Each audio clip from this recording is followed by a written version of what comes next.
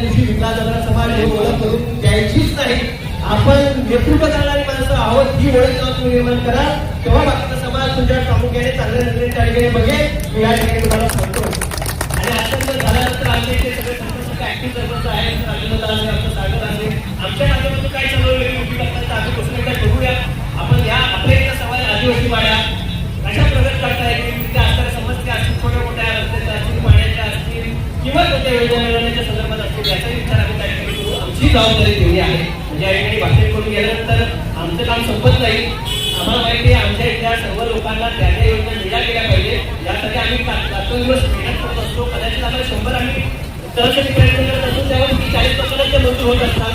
तो प्रयत्न करणं ही आमची जबाबदारी आहे आणि प्रयत्न करून घेत असताना तुमची साथ असणे या सर्व लोकांना सर्व नेत्यांना असणे फार गरजेचे आहे. आपण एकत्रितपणे भविष्यामध्ये आपला समाज पुढे घेण्यासाठी प्रयत्न करू.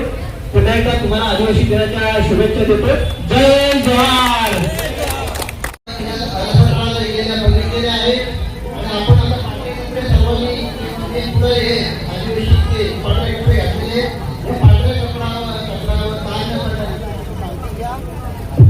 म्हणजे समाज तुमच्याबरोबर कायम पाठीशी राहील.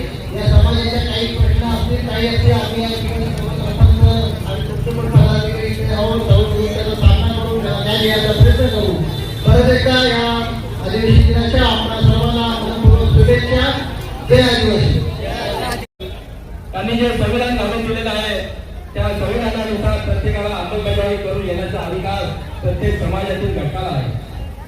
आज आदिवासी दिन आहे, त्यांच्या हक्काचं रक्षण करणे आणि त्यांच्या संस्कृतीला सन्मान देणे हा आजचा दिवस आहे. 24 ऑक्टोबर 1945 रोजी संयुक्त राष्ट्रसंघाची स्थापना झाली. त्यानंतर 50 वर्षाचा कार्यकाळ झाला.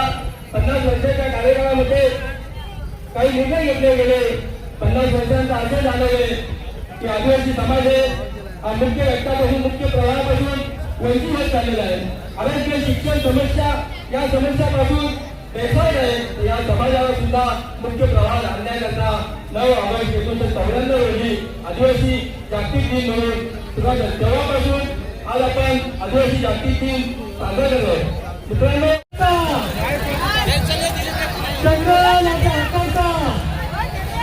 मोठ्याने जेवल्यावर का नाही तुम्ही कोणी पण आज पर्यावरणाचा समतोल टिकवण्यासाठी खऱ्या अर्थानं जो समाज आज काम करतो आहे तो म्हणजे आमचा आदिवासी समाज आहे.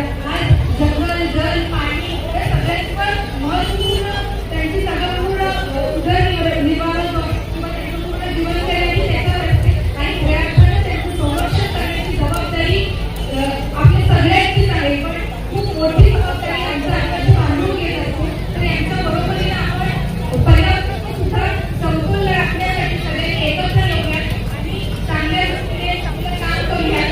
आज कार्यक्रमानिमित्त तुम्ही सगळ्यांनी आम्हाला आमंत्रित केलं. खरंच मनपूर्वक धन्यवाद. पंचायतमध्ये जे राहणारे समाज आहे याच्यावर लक्ष देण्याचं काम आपलं आहे आणि हा समाज पुढच्या वेळेला कसा प्रगती येईल, प्रवाहामध्ये कसा येईल याचा प्रयत्न आपण तुम्ही आणि सर्वांनी करायचा आहे. मी पुन्हा एकदा तुम्हाला सर्वांना शुभेच्छा देतो आणि या ठिकाणी तुम्ही आजच्या दिवशी आम्हाला बोलून आमचा मान सन्मान केला त्याबद्दल मी तुमचं सर्व आयोजक कमिटीचं टीमचं